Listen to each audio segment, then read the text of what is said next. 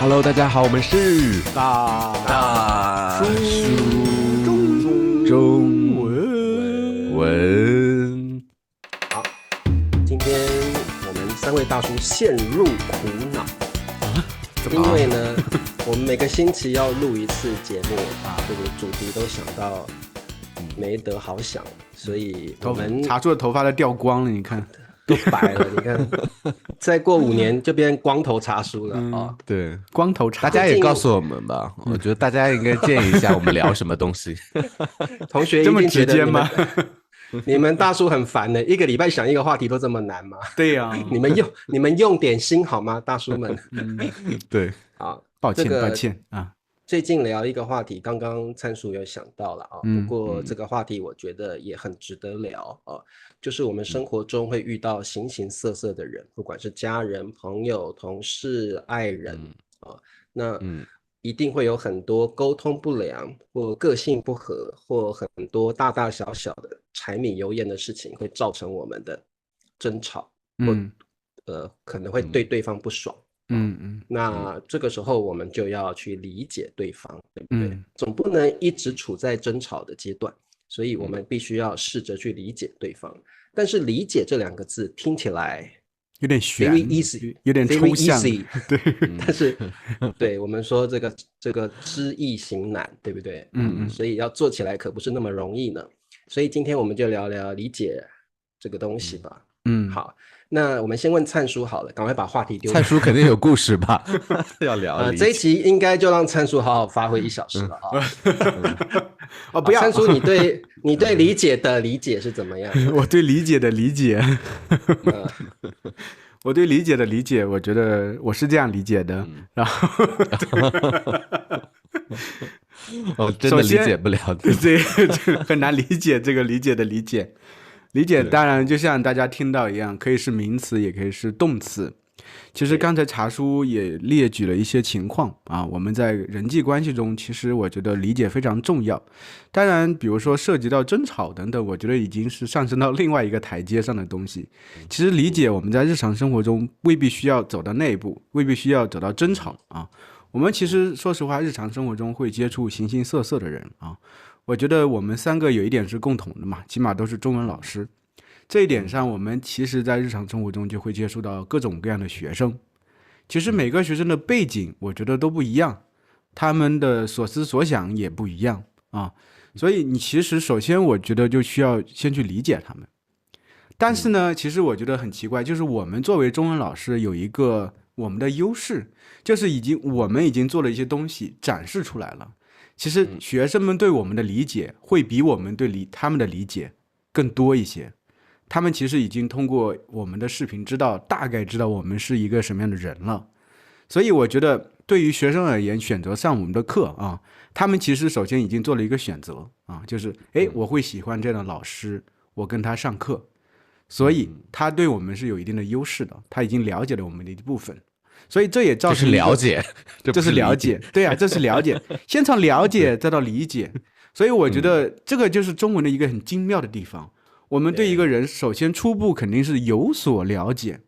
然后再理解，还没有到理解的层面上，我是这样觉得。理解只有真正的，说实话，你稍微需要有一定的沟通，然后深入一定的内心的想法，你才能真正的理解。当然，我们3个人已经把我们的一部分展现在这个社交媒体上，大家对我们3个大叔都有一定的了解。很多学生都知道，奔着我们来，比如说想上我的课、茶叔的课、笨叔的课，就说，起码我觉得这个老师还有点靠谱，他还有点东西，我觉得我还能从他那里学到点东西，这是一定的了解。那你为什么想让学生理解你？我还没说到这点，了解不够吗？不够，我这个人就是这样，我需要他理解我。等一下，我没说到重点呢。其实说实话，对于中文老师而言，我们其实更多应该是我们先去理解学生。我是觉得学生先了解了我们，但是学生来上我们的课，我们需要去理解他的背景、他的想法、他的动机，甚至是他的目标等等。所以比如任何一个学生来上我课，我先会去聊一聊，我就会先问他一些基础的问题，他是怎么样一个人，对吧？然后他为什么学习中文？然后他来上我的课的目标是什么，等等，然后我就会根据在这个过程中，我就会捕捉到他的一些点，他喜欢什么东西，他的爱好是什么，我就发现真的很多学生都不一样，有些学生他喜欢和你聊很玄的东西，哲学的东西也有的，聊心理学的也有的，有些是很喜欢聚焦的文本上的东西，对吧？有些是喜欢和你聊时事政治的东西，所以每个人都不一样。那我们在这个状态下，我是觉得作为中文老师，我们需要去理解学生他的需求是什么。就理解需求当然只是一方面了，就是我们先要去对接他的需求，然后我们去相应提供一些课程，这些东西是他喜欢的。但是在这个过程中，很多学生啊，有些学生只上一次课，那么就不要管他了。就是上很多课的学生，你会发现他慢慢会展现出越来越多的特色，他的特质，他的想法，所以我们对他的了解会越来越加深，我们开始对他有所了解，然后在这个过程中，因为他可能会不断的曝光，因为他可能觉得这个老师是比较让人安心的，他会把自己的一些背景，他的过往的一些经历，他的家庭等等，慢慢的展示给我们看，我们对他的这些东西就越来越理解了。那在这个状态下，他就不纯粹只是说我们想了解而已，而是觉得这个人好像值得一定的交往，就所以你和他慢慢的，甚至我是觉得中文老师因为可能是中文私教课的原因啊，很多情况下啊，你慢慢的会变成一种亦师亦友的这种状态，你会每个星期想见他的时候都知道，想了解一下他的近况啊，想了解他的想法啊等等，我觉得这个是很神奇的地方。而且对我而言，我这个人是一直是这样的，我是觉得我特别喜欢和人有连接感，就我觉得我们来到这个世界上，其实整体而言是很孤独的，每个人都很孤独，那其实我们都是在不断的创造一些机会和他人产生连接，那和他人产生连接的这个前提条件就是去理解他人，然后同时让他人去理解我们。所以我觉得但凡能跟着一起上这个课能一直上下去的学生，你们肯定产生了一定的连接感，就是你们相互产生的理解，这个理解其实就是很美好的一个东西。我觉得这个东西可以大而推广嘛，就像我们三个人也是相互从了解开始，一开始了解就是比较肤浅，觉得笨叔是一个很浮夸的人啊，茶叔是一个很严肃的人，我是一个很阴沉的人啊，不管怎么样，但是他慢慢的干嘛说自己阴沉？你不阴沉啊？就是慢慢的就是浮夸呀，对，就是慢慢越来理解越来越深刻了，越来越多了，我是觉得人和人就能走得更近了。我觉得这个其实是生而为人很幸福的一个地方，就是你会发现在世界上就是虽然可能这个空间无限宽广，但是你总有通过这种社交媒体或者这种网络这种触手能接触到很多人，你其实就像一个个点一样，能和很多人产生连接，这个对我而言是很幸福的一个事情。我觉得所以这个其实也是涉及到我的一些比较喜好的东西，我写的东西永远是从孤独开始终于连接，就是这样，说明这个是我内心深处最大的渴求。所以现在把话题交给了Ben叔来谈论一下你的一些具体的一个事例。这个我觉得很有意思哦。灿叔刚刚说从孤独起始到连结而终，对不对？那其实我觉得中文真的是很奇妙的语言，先认识，再进一步了解，最后能够理解对方。对，所以大家看我们这一节就知道这三个词有很大的不同，特别是理解有很多层次啊。对。那Ben叔，你有没有什么就理解上的例子呢？对朋友了，我跟灿叔一样吧，我觉得就是不需要学生太理解我，但是都是我去理解学生。对对，就是 Ben叔，你就一个资深的中文老师，你觉得资深的中文老师应该用什么样的心态去理解学生，或用什么方法会让学生更有认同感？对，就是有学生过来的话，其实我一般因为我现在这个课时费比较高，所以学生来找我的时候都是比较有这个疑难杂症的，都是感觉就是自己学自己学是解决不了这个问题，或者是自己真的不知道怎么就是突破瓶颈，所以他们找到我的时候都是带着非常非常具体的问题过来的啊。然后因为他们的这个问题足够的具体，然后时间成本又很高，所以他们其实上课就是他们也不是只是想跟我聊天，他们是想我能帮他们解决问题。然后在这些学生里边，大部分是这种，就是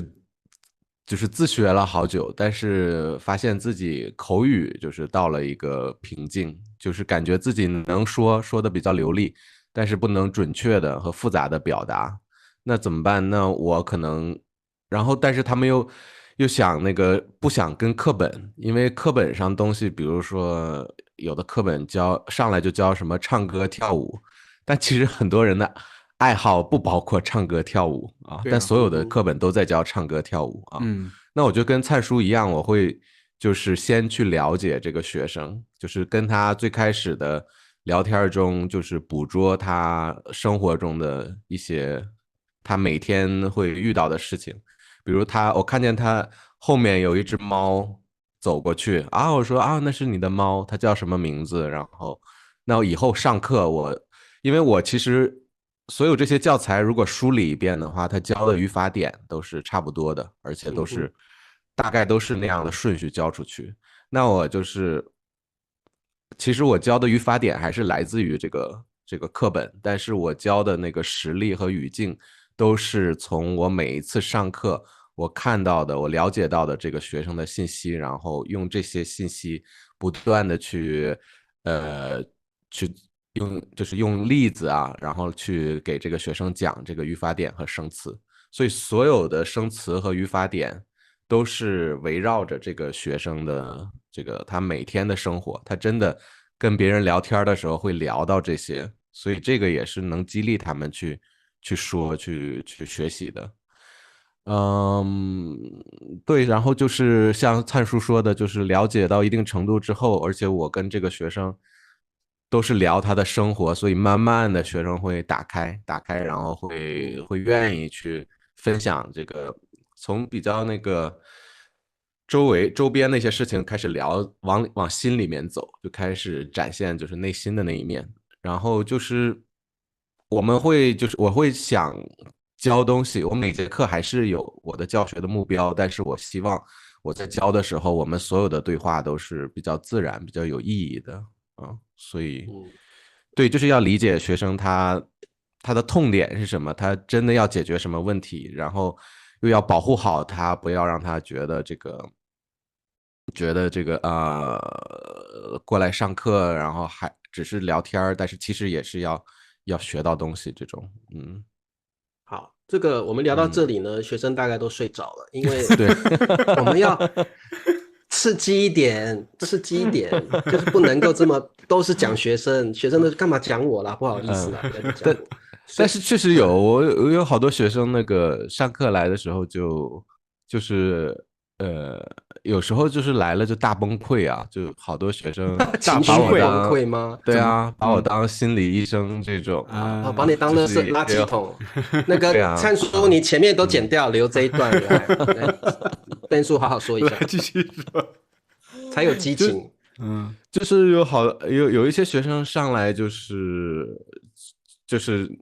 哭，就是爆哭。不是哭，但是可能一打开你就看比较臭脸呐，或者是或者是就是感觉不想上课呀，没有学习的情绪，有心事，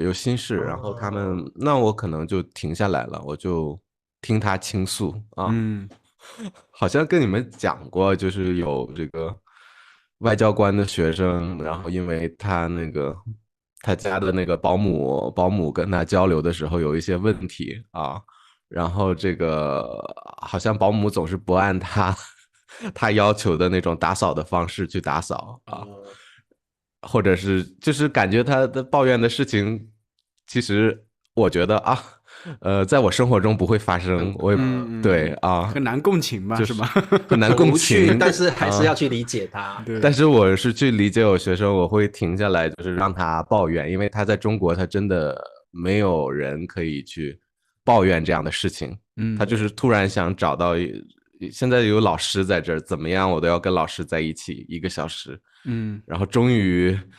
老师是一个情绪发泄的出口，因为老师也不会把这个事告诉别人。对，但不过现在我告诉全世界所有人，全世界都知道。然后他就所有的外交官都觉得，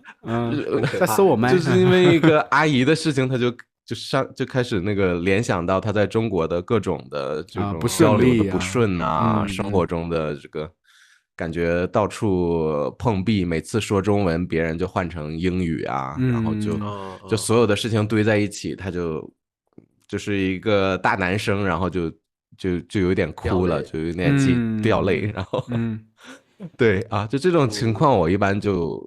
把我要教的课放在一边啊，或者学生可能这个分手了，或者学生就是得了性病啊，然后突然什么东西？这个请问是哪一种性病？可以问吗？你教过的学生倒真的形形色色，不是你教过的学生是五花八门，然后什么都有，千奇百怪。就本来我要讲一个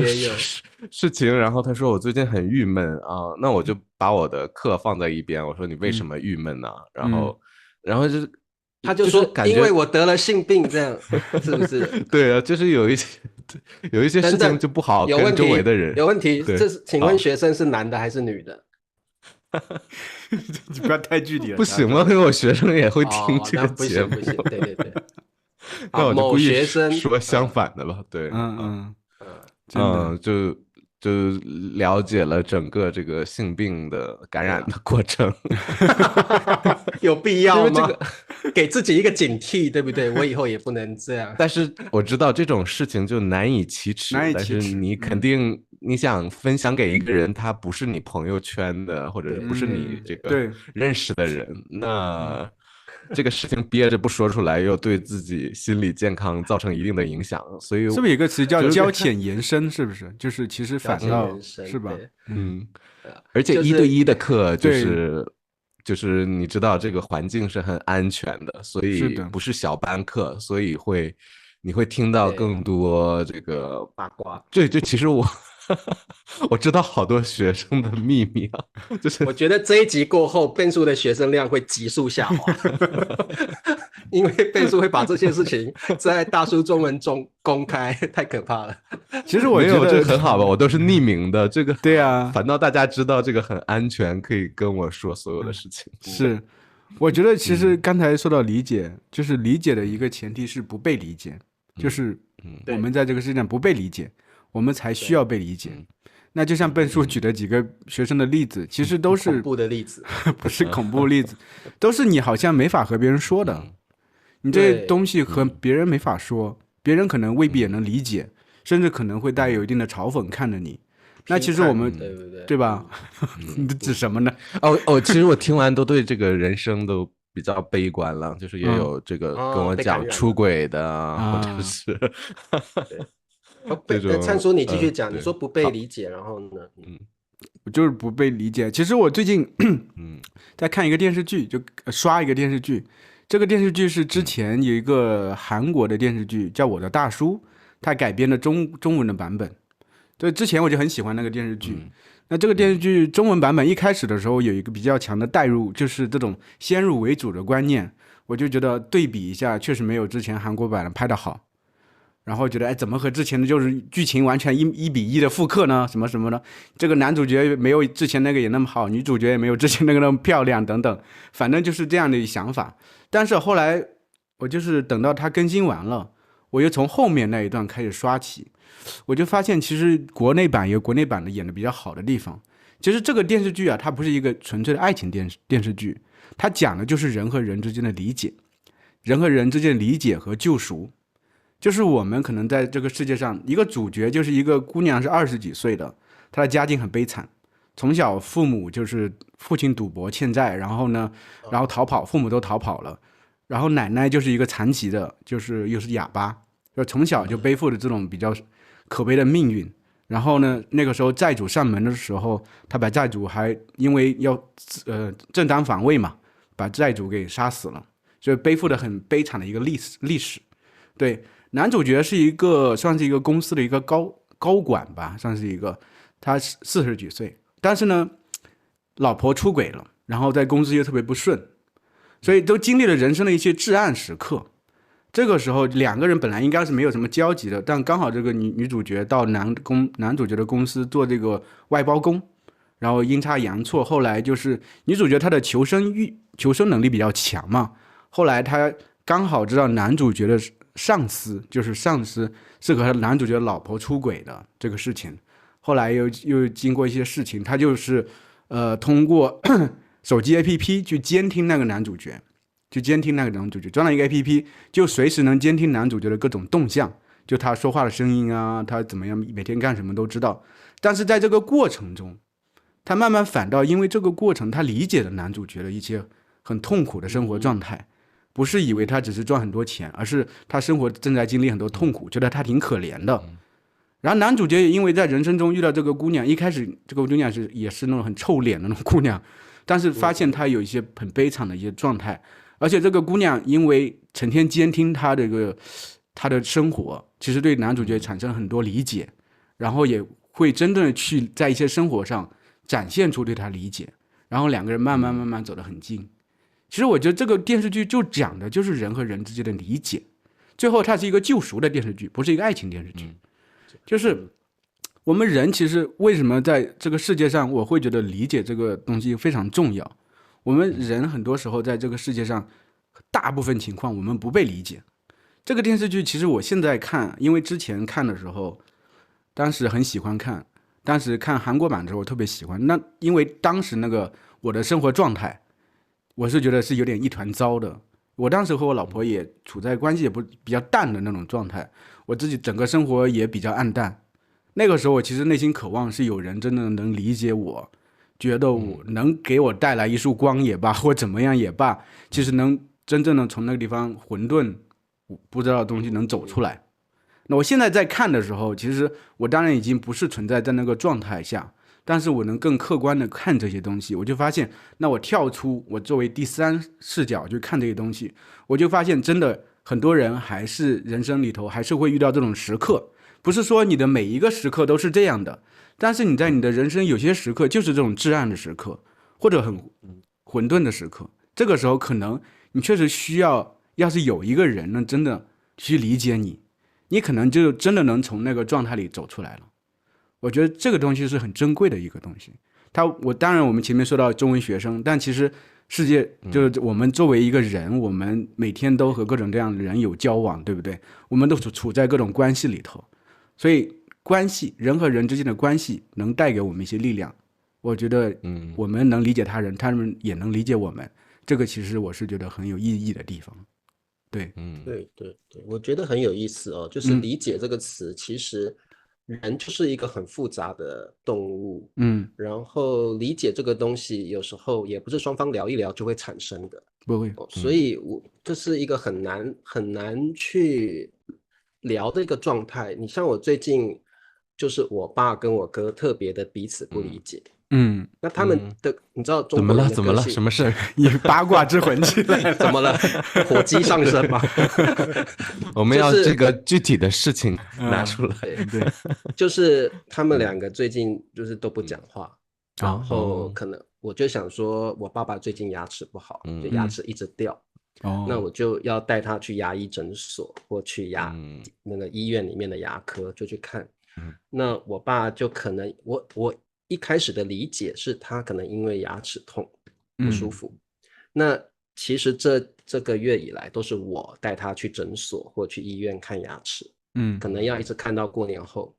那后来有一次我就骑摩托车载他去医院的时候，他才告诉我他的心事。他就说理查老师啊，我不相信你爸叫你理查老师。查呀查呀我觉得我没办法了解，我就想说我爸怎么突然跟我讲这个，我们父子之间不会聊太深的话题，讲这种哲学性的话题，很肉麻很恶心这样。我爸也不能聊哲学的问题。他说查呀，我一直不能理解，为什么每次都是你带我去医院，都是你带我去诊所，那你哥哥做什么？他什么都不做啊，那你怎么让他这样？好像都是你的责任，他都不做。然后我就听我就说你是因为这样最近很烦是不是？他说对啊，我觉得很不公平啊，为什么都是你做？你难道不会觉得不公平吗？然后我后来我们就到医院，我就说坐下来我们聊一聊，我就说我一点都不会觉得不公平，我也不觉得我哥少做了或怎么样了，我就说我告诉你，就是这个就是一个沟通理解的开始了。我觉得沟通是非常重要的，它是理解的桥梁。那只要对方愿意告诉你他的问题他的困境，我觉得用沟通的方式好好的聊，其实理解的境界就可以达到。我就跟他说，老爸，我妈已经走了5年了，这5年我心里有一点小遗憾，就是我一直觉得陪妈妈的时间不够多，因为那时候我可能觉得志愿者的工作志愿者的工作比较有趣这个线上课的生活比较有趣，我一直忽略了妈妈的感受。虽然我们住在一起，但是住在一起，不代表你这2句话问题就解决了，我觉得不代表我们的心是交流的。所以我一直有一点遗憾，虽然我们一家人都住在一起，但是那个时候其实我的心是在外面的，是在志愿者的工作，是在我的教学工作上。所以我就跟我爸爸说，我喜欢我要带你去看医生，我要看到你是健康的开心的快乐的，我喜欢陪你，因为我不想要以后有一点点小遗憾。虽然我们住在一起，不代表我们的心是交流的，不代表我真的理解你，但是只要你这个问题讲出来了，我就告诉你我愿意有这个机会。那至于哥哥要不要有这个机会，那是他的选择。或许他觉得在他现在的阶段有更重要的事情，那你就让他去做。但是现阶段对我个人来说，我就是好好陪你，你哪里有病痛我带你去，这样就好了。如果你一直想说兄弟之间这样不公平，那我就跟我爸说，其实不开心的是你自己造成的不开心，不是别人加诸在你身上的。然后我爸听完就也没有讲话，但是我相信他理解我的心态。其实我爸担心的是我会觉得不公平，但是我自己理查老师自己放在心里不讲出来，但是我心里很不平，为什么兄弟之间都是我的责任？很多兄弟姐妹会这样啊，会这样，会有的。我们说亲兄弟明算账嘛，不只是钱，包括照顾父母的责任，包括各种层次的责任，其实亲兄弟姐妹会算得很清楚，觉得为什么都是我不是你，为什么都是我出钱不是他出钱。但是我觉得对我来说，你看我爸已经快要80岁了，还能够照顾他几年，对不对？所以我就跟我爸说，现在我觉得我很幸运，因为我在工作上比较没有那么朝九晚五，或者是那么辛苦，我有比较多的时间陪你，那我愿意，我喜欢，而且这是我觉得我可以珍惜的事情。所以我就跟我爸说，如果你是觉得怕我这个第2个孩子心里觉得不公平，你大可不必有这种想法，因为我一点都没有这种情绪。我觉得像如果哥哥在家里有他自己觉得重要的事情，那他就去重视他这个阶段的事情嘛。我觉得我就跟我爸说，你不用去想那么多，如果你是因为这个而不开心，那大可不必，你把心思放在你自己的生活上面就好了。你觉得开心快乐，最主要是健康。那我觉得我爸听进去，他虽然没有说什么，但是我觉得他理解，他放开了一些东西。如果当事者都不在意，那他也没有必要去想那么多。所以就是我们聊完之后，我爸就没有再提这件事情。我觉得我爸这几天也比较开心一点，他就会去看个电视啊什么的，然后跟我哥的互动也比较好了。他们之前不太讲话，现在就有沟通有交流了。所以我就觉得说，其实我们要到理解的阶段，也是你必须愿意把心交出来，给对方，对方也才接得住那个球嘛，接得住那个情绪，所以我觉得很重要。然后第2个层次就是，我觉得我30几岁的时候，曾经有一个阶段，我也觉得不被理解，就是在公司出版社上班的时候，我觉得家人也不理解我，然后那时候也没有女朋友，没有什么，没有人陪伴。我觉得理解这种东西，有时候更重要的是你自己要理解自己，你自己要问一下自己说，你为什么这个时候的情绪是这样子？然后我觉得解决不被理解的方法不一定要有一个人在那里。当你自己试着去探索自己，理解自己，试着要理解自己的时候，你不必强求一定要有一个答案，因为这个世界上很多事情是没有答案的，答案就在追寻、理解、探索的过程中。所以我记得那个阶段，我特别喜欢听一些歌曲，然后早上一起来心情很不好，那阵子早上起来心情都很不好，都不想讲话，也很不开心。我虽然忘记了原因是什么，但是我一直记得那个不开心的过程跟阶段，我就会打开收音机或者是听一下 YouTube 的歌，就会听到孙燕姿的歌，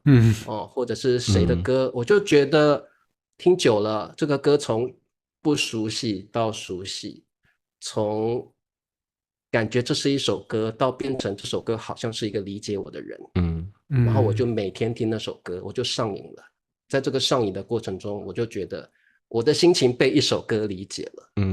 我就释怀了很多。然后随着时间慢慢冲淡，我就觉得等到过了那个时期，我会记得那首歌，那首歌其实代表的是我那时候的心情，不被了解的心情。但是对我来说，这首歌已经有别具意义的感受了。对，所以我觉得对我来说，你如果真的找不到一个人，那就去找一首歌，找一篇文章，找一个播客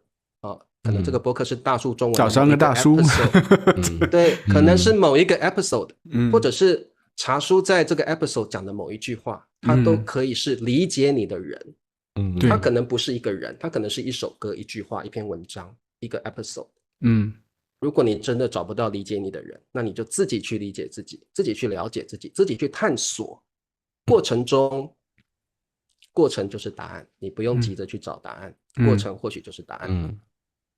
找到那首跟你心心相印的、有共鸣的歌曲、文章或一段话，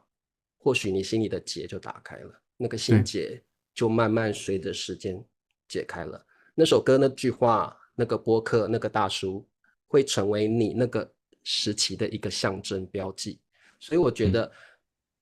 理解不容易，但是这个过程会是你人生很有趣的一个小阶段。对，我非常认同。但是不需要看那么，你说是吗？Ben叔说什么？说什么？我必须打断一下，因为我觉得就是我很难共情你们两个，就是我对学生理解这个我觉得没什么，但是我觉得我不是特别需要别人去理解我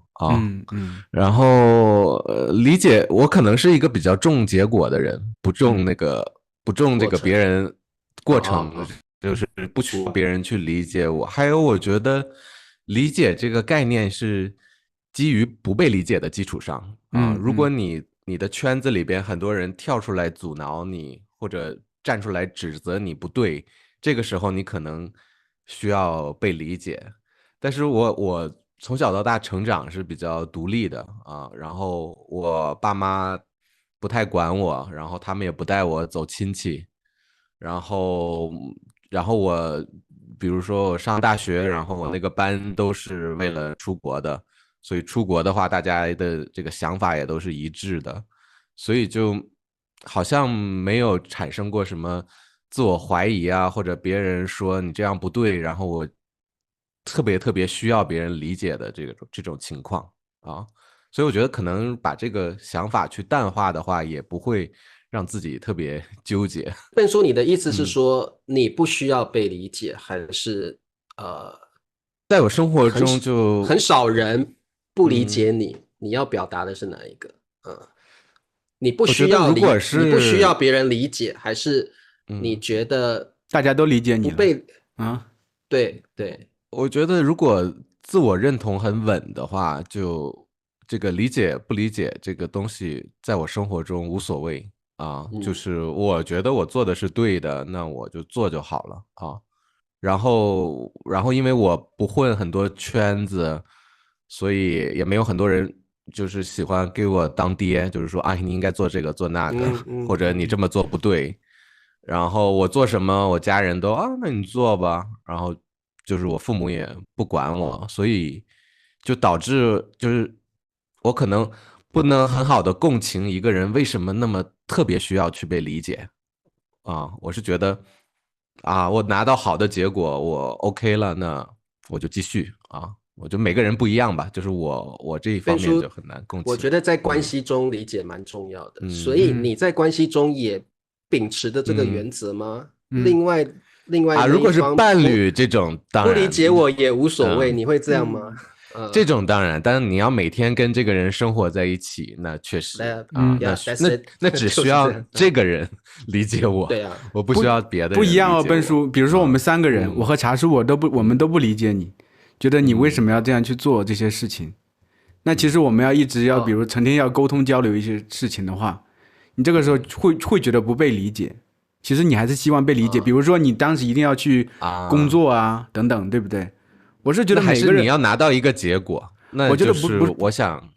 不是你，如果是结果导向型的话，对我就是如果我想我们把这个事赶紧解决，然后把这个事情做好，那因为你们不理解我，导致我们中间很多拉扯，这个事情不能向前推进，那这个时候我是需要被理解的。感情也是，因为我可能我现在要忙我的工作，但是感情上我必须要照顾你的情绪啊，那我不能同时兼顾，我是比较结果导向的，就是我觉得我不会这个概念好像不会影响，不是我听了有点觉得很不一样的东西。你结果导向，其实我觉得我也是一个结果导向的人，就是我会把一些事情看得重，有些东西我不是特别在乎，但其实我觉得我和茶叔的理解。其实就是作为一个人本身，他需要被理解的部分，比如说你肯定会有孤独的感觉，很多时候，你很多时候会有疲惫的感觉，这个时候过几天我就消化了就可以了。我为什么一定说你要理解我很孤独？为什么我要找一个人让他理解我是一个孤独的状态？我为什么要 care 他的想法？笨叔在关系中两个人在一起的时候，你还是觉得很孤独，难道你不需要被理解吗？那就分手了，那就找一个2个人舒服的状态。你不可能说我好孤独，你离开，你滚，你走，我们分手吧，不可能这样啊！你一定会有一个磨合的阶段嘛。对，茶叔这个我承认，如果是我真的跟这个人生活在一起，那这个肯定是，那我躲不了啊，我要解决这个问题。但灿叔那个不是。好像不是局限于这个你的伴侣吗？对，都有。我是觉得其实就是我们成长到现在这个状态，你其实像你刚才说，你也是有自己的背景的，比如说从小到大这个状态，你长大之后呈现出来的一些东西，就是你小时候的身上留下的一些印记，所以有些东西你觉得是对的，你觉得我就是这样的，我一直以来是秉持的这么一个状态，这是我的这个生存策略。这个时候很多人可能不认同你这个状态，他没法理解你是因为那样的一个状态呈现出这样一个状态，所以你其实内心深处会不舒服，因为你觉得我一直认为我这样做是对的。还好我不会觉得不舒服，因为我跟他们没有交集啊。就是我大概了解笨叔的意思啦，就是说比如说我有一阵子我就是很热情的很积极的去当志愿者，然后我的家人其实蛮不认同的，因为他觉得那你家里怎么都不顾，都一直往外跑，一直去帮助别人，那你要先帮助自己的家里，也要陪家人啊。那个时候我当然觉得就不被理解，但是我那个时候觉得我做的是对的事情，所以我不在意那种不被理解感，对，我还是去做我觉得对的事情。对，所以我懂笨叔的那个感觉，就是我没有这个爸爸和家里的人我懂去发出那个啊，你这样你为什么不照顾家里？所以我就没有那种后面的需要被理解的那个，就是其实没有那个诱因了。你不是通常因为你通常的一个人，所以你不是处在关系中，所以比较没有这种需要被理解的感觉，因为大部分的时候你是自己人生剧里的自己的是主角，对，所以你并不需要很多被认同、被理解的需要，所以会有这样的感觉。对，我不会被扔到那个一个很难的处境里边，觉得我需要大家去帮我解决这个像这种疏通心理。我知道，像这种我们就觉得理解有2种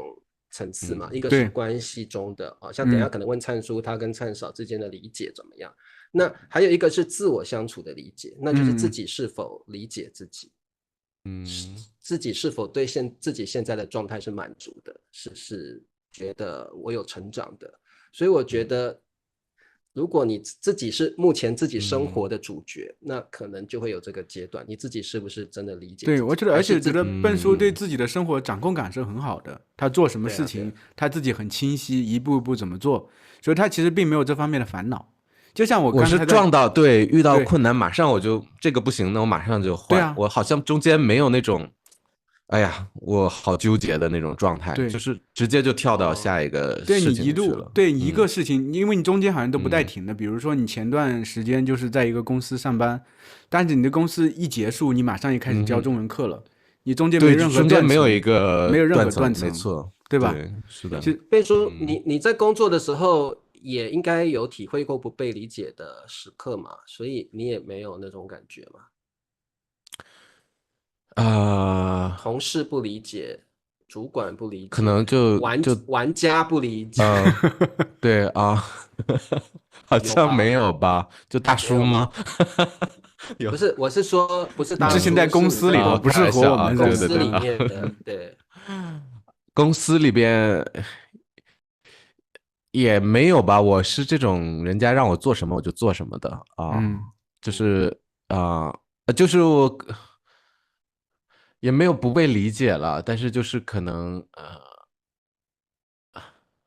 反正就做就对了。就是我明白你这个，我发现我做错了，我马上就找解决方案去了。对，我就是这种，这是我说我为什么是结果型导向的。我不会去停下来去内耗一下，或者是哎呀怎么这个我做这么辛苦做的这个东西不被认可，我那个情绪会有，但是会很短就过去了就因为我觉得感觉解决这个事情我就可以自由了，先把它弄完吧，这样的。你在我的眼里看来是个很奇怪的一个人，你一般是很结果导向，对吧？做事情就是这样的话很客观的，但是你其实又是一个同理心非常强的人。按道理同理心很强的人，按道理是内心非常的。我很理解别人，但是我不需要别人理解我，是这样的。就我非常喜欢去理解别人，去想别人是怎么想，但我不需要别人太在乎我怎么想。可是我觉得Ben叔不是不在乎，他是不去寻求，不去看待他想要被理解的心情。对，因为每一次我们讲到比较深刻的主题的时候，这个Ben叔是梨花带泪啊，就是很容易被感动的，所以我觉得他是需要被理解的，只是因为长期下来他都是一个人生活，所以他去忽视了心里的那一块，他不要说忽视，他不去常常看待他心里柔软的那一块，想要被理解的那一块，想要被人深入了解的那一块，对，或许是逃避，或者是不想聊，但是他心里是有那一块的。每个人都有聊到，对，可能，但是理解了会对我有什么帮助吗？就是会很有帮助，很有帮助。就是你心上一个东西会对你心里情绪的那个怪物，它会跑出来。是的，它会出来活动一下，不然你把它囚禁在心里，它只会越来越狂暴。对。这个是真的，这是真的。因为以前最早我们聊童年的时候，我和你们说我童年没有什么东西，我在乡下待过，然后像没有什么特别大的记忆。后来有一次我老婆给我做了一个鼓励咨询，我当时就崩掉了，就因为她让我去回想想起一个画面，我就以前从来没有讲过这些东西，我觉得我的童年是很正常的，我是一个非常普通的人，我也是一个结果导向的人，我和你一样。然后他和我说的时候，我就想起当时一个人孤零零的坐一个中巴车，坐在那个发动机的机盖上，就每次都是那样，在盘山公路上绕啊绕，然后这么长的一段时间，对，在那个东西一说起来，我觉得哇，我怎么那个段时间这么孤独？然后我就其实很多的那种情绪我出来了，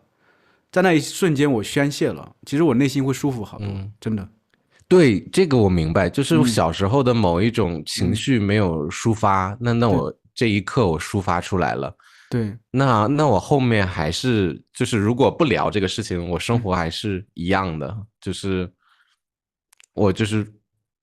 没有说我一定要去找这个，但是你会要理解我的感觉，对，我觉得当然我们不是时时刻刻都要人家理解，但是你会记得，你曾经有溃堤的那一刻，那个时候好像看到了不一样的自己的那一刻，我觉得那一刻是很珍贵的，就是你发现自己也很柔软，你发现自己需要一些变化，你需要自己真的有人去探索过你的内心，拉着你的手带你进去你内心的那一块。对，他没有被时间给埋住了，你只要曾经发泄溃堤过，那个时刻那个 moment 它就在，那你会觉得你会有时候会就是笑一笑说原来我也是这样的人，就是你不需要时时刻刻变成那么脆弱这么真实的自己，但是你会记得我曾经这个真实的自己是在我的心里过。我觉得那个感觉是跟完全没有过那个 moment 是完全不一样的状态。不是，我是觉得就像茶叔说的这个 moment 会让你做一个人更真实。其实我觉得我和笨叔以前是一样的，我老婆对我最大的抱怨就是我这个人壳太多太重太厚，就是她和我生活在一起感觉我不真实，我从来没给她袒露过我心里的什么不舒服，我面对任何事情都觉得 OK 都可以，甚至比如说很长一段有些东西我觉得我都能自洽，就是其实让我不舒服的东西我也能自洽，我觉得都可以，没有什么。那其实在这东西它其实都是就是被掩盖的东西，就是所以我在这样慢慢过来之后，我会变得很不真实。那其实不真实其实也无所谓，没有多大的影响。假如你只是这样每天的这样生活，其实能有多大的关系？很多人都不是很真实，但不真实它就是会有一个结果，就是比如说你在一个亲密的关系里头，那你自己都不真实，你就没法对身边的人真实，他们就感受不到你的真实。所以这个时候比如说我可能一直有一个壳的话，我不会轻得落泪，那我觉得很多事情没有必要哭，有什么好哭的？这有什么好难过的？整天这样哭哭唧唧干什么呀？就是因为那我从小的生存策略就告诉我很多东西哭也没有用，那就不要哭。那在这个状态下，后来我是觉得今年我慢慢打开之后，我发现我原来是这样一个人。我也有在我儿子面前哭过，我在我老婆面前哭过，哭过之后我觉得不一样，那我是对自己的认知更深刻了，那我对自己的探究更深刻了，那我觉得我可以做一个更好的人。那以后的人生我不会背负着这些东西，背负着以往曾经是我的一个非常大的一个负担。那我以前的很长一段人生都是在这些重压之下的，只是我自己没有察觉到。那么我在人生的这段路走起来的话，其实很不清晰，我很迷茫。现在我把这些东西其实我看清楚了，我甚至写了本小说把这东西给捋清楚了。那其实这个东西对我就不会成为一个负担了。那我那段时间我可以把它放下了。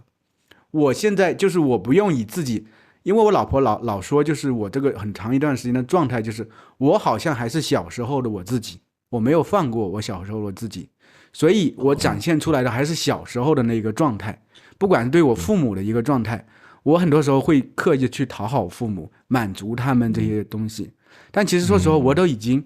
快40岁了。那么就是我比如说每回过年回去，我父母说要干什么，去乡下去走亲戚，或者说什么时候能走等等，所有的决定都以他们为一直为转移。那我其实回到乡下，我回到我父母身边，我还是变成了那个孩子，我变成了那个很缺爱的孩子，我变成特别渴望我父母能好好照顾我的这么一个孩子。所以我每回回去，我老婆都说你到那个地方你就变了一个人了，你不是真正的你自己。按道理你在咱们家是顶梁柱，你是老公，你是爸爸，你是一个很坚强的人，但你回去你就缩回到那个壳里头了。其实我们很多时候为什么需要被理解，我是觉得最深层的理解是这个，就是其实你内心有些东西假如没有被真正的挖掘出来，它永远存在，而且这些东西会成为你人生往前走的一个负担，你就没法真正的变成你现在可能40岁，你没法变成40岁，你永远是10岁。所以你做的很多决定都是10岁做的决定，不是你现在这个人做的决定。当然，就是你说以结果导向，我也是一样啊。我觉得我不需要伤心，很多东西无所谓啊，为什么要难过呢？其实这都是我们长久以来一个生存策略而已。我觉得我今年感觉自己被理解了很多次，我感觉挺好的。说实话，以前我从来没有想过需要被人理解。我觉得我就是一个很容易。我觉得我是一个没什么情绪的人，我为什么需要被人理解？我成天看那些东西，我觉得也没什么意思。但是刚才我和你们说，我看那个电视剧，其实在当下就是几年前，10年前嘛，那个电视剧应该是10年。我当时就是有这种渴望被理解的，渴望我当时在那种生活状态我是不满意的，但是我又说不清楚为什么不满意。我觉得好像我也没有做错任何事情。我的生活就是这样一步步做，为什么好像这么难过呢？那在那个状态下，我就像茶树一样，可能找到一些歌去听，对吧？我是通过电视剧看他们一个状态，我原来是这样。那现在其实我觉得我们有时候需要去，当然我不是说一定要去逼你去做这些事情，我觉得可能是最深层的是这些东西，这些东西是我们所有人都会渴求的，不管你是多大人都会渴求。现在我还能看到50、60岁的人他们都还在寻求的小时候不被父母认同的这个状态。那么为什么到50、60岁，按道理都做爷爷奶奶还要去，就是说有时候还会觉得这种不公平感？为什么我爸爸妈妈小时候对我是这样的？我那天还看到那个谁，苏有朋，就是台湾那个明星，还在哭，还在讲就落泪，就讲起小时候妈妈对自己怎么样，就是这不公平的对待。50岁的人了，说实话。还是没法放过自己，就是这个东西，我是觉得。好啦，被你们说服了。没有背书，不是为了要这样子。我觉得是这样子，因为我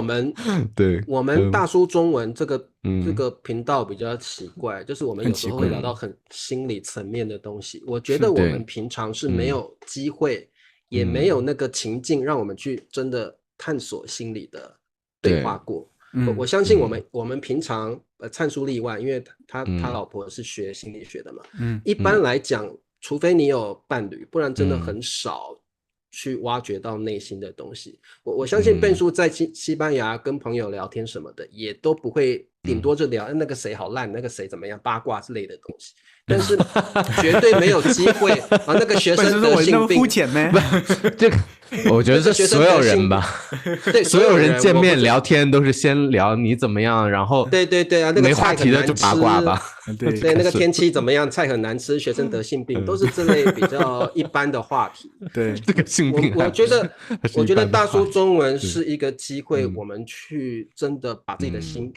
剖开来，看看里面是什么。然后真的了解，就像灿叔说的，我们不需要去改变自己什么，但是我们利用这1小时的机会，看看自己的心里到底藏了什么东西。对，因为我觉得这个 moment 对我来说很重要，我想看看我的心里，自己头伸进去一看，原来我的心里藏了一个种子，我从来都不晓得有一个种子。那这个种子是什么？我不晓得，因为我从来没有看过，但是真的有一个种子。然后曾经有一段对话，给他浇水，他就发个芽了。那可能他就成为你以后情绪的一个很好的出口。所以我觉得大叔中文在这个时候，我们都可以放开自己的心，去看看里面是什么。因为当你没有打开自己的心的时候，你可能会有2个结果。第一个，自我防卫的自然反应很重，比如说像灿叔说的，可能我不轻易表达我的想法，不轻易跟人家示弱。特别是在中国文化下是这样。第二个就是我们每天都是照自己生活的规律去做而已。我是个 robot。我好像是 autopilot。对。我觉得你没有打开自己的心，你就变成一个好像照着课表工作的人，你没有去思考过自己内心到底在想什么。所以我觉得我们有一个机会聊聊这个是很不错，就是说我不想再跳脱这个 autopilot 或者是这个机器的 routine 的状态下，我想看看我是一个怎么样的人，我是不是一个活生生真的存在在这个世界上的人。对，或许Ben叔经过今天这个播客，你会觉得其实有时候我跟我自己认为的自己是不同的人。对，我觉得人本来就有很多层次跟层面嘛，所以有时候我们挖开自己的心看一看也会蛮有趣的。对，那理解就是第一步，对不对？对啊，对啊，对啊，理解的话，我觉得我还挺在乎你们两个理解我的啊，就至少别人我都不是很 care， 你们理解我就 OK， 那很好呀，很好呀。好，就是好，彼此理解真的是我觉得人生一个很美好的事情。对，或许对方也有可能对方永远不理解你，但是对方曾经努力的尝试过去理解你，这也是很值得鼓励的事情。天底下的人那么多，会在乎你的有几个？会试着去想要理解你的又有几个？我觉得如果大家身边有这么样的一个人，你一定要好好珍惜他。真的，真的，你想想看，谁要花时间理解你啊？对，包括老师对学生，老师愿意花，老师也是因为那个东西才愿意去理解你啊，不然老师哪理你啊？所以这个世界上，如果真的有一个很在乎你的人，他想要去理解你，请你好好去珍惜这样的人。世界上这么多生命，这么多灵魂，你一定要好好珍惜那个灵魂。好，那我们今天聊了这个悬而上的、高大上的这个话题，很抽象的话题。对，如果大家心里有共鸣的话，把它收在心里。如果没有共鸣，就练中文啊，练中文。好，那我们下一期再见喽，拜拜。好的，拜拜。